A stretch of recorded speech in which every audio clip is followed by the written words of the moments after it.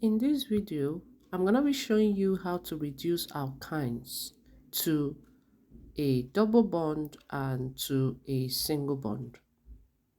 For the first question, we were asked to reduce this alkyne to an alkane, which is a carbon-to-carbon single bond.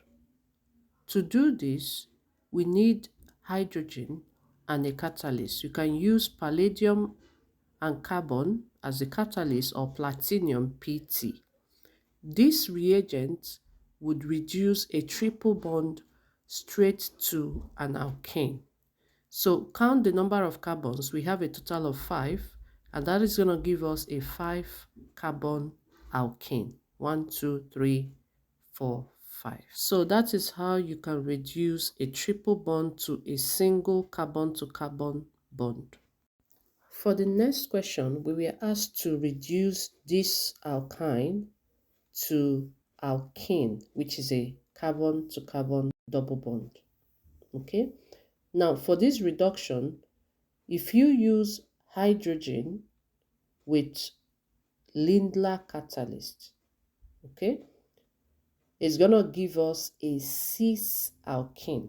So we're gonna start the cis alkene by writing down the double bond and then count from the left hand side of the alkyne. We have 3 carbons, which we're going to add to the left of the double bond.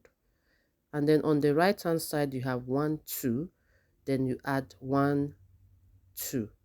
So that is your cis alkane because you have the 2 groups on the double bond on the same side.